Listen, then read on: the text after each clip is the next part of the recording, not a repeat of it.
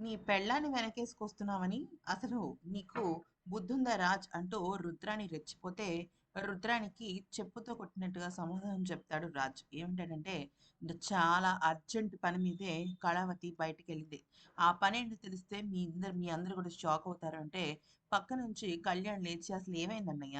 ఎందుకని అలా వదిన ఎందుకెళ్ళింది? ఎక్కడికెళ్ళింది బయటికి అంటే ఏం లేదురా, అప్పుకి పెద్ద యాక్సిడెంట్ అయింది. తను స్పృహలో లేదు. అందుకనే తను అర్జెంట్‌గా వెళ్ళింది అనంగానే ఒక్కసారిగా కళ్యాణ్ షాక్ అయిపోతాడనమాట. ఇక పాపం స్వప్న కూడా ఏడవడం మొదలుపెడుతుంది.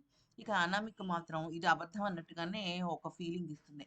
ఆ తర్వాత ఇక ఇంట్లో వాళ్ళందరూ కూడా షాక్ అయిపోతారు. మరొక వైపు విపరీతంగా అపర్ణకు బ్లడ్ ఊజ్ అయిపోతుందనమాట. అంటే బ్లడ్‌ని ఎవరో ఒకళ్ళు డోనేట్ చేయాలి. రక్తం డోనేట్ చేయాలనమాట. రక్తదానం చేయాలి. వాళ్ళకేమో ఎవరు దొరకట్లేదు రక్తం ఇచ్చేవాళ్ళు. అయితే దొరకలేదు అని డాక్టర్‌కి చెప్తే డాక్టర్ అంటుంది, "మీరు గనక ఆలస్యం చేస్తే ఆమెకి మొత్తం రక్తం పోయి కోమాలోకెళ్ళిపోతుంది. ఆ తర్వాత మీ ఇష్టం" అనంగానే ఇక ఆ కావ్యకిను కనకానికి ఏం చేయాలో అర్థం కాదు. పాపం వాళ్ళిద్దరే ఉన్నారు. వాళ్ళ నాన్న ఏం చేయలేడు ముసలోడు.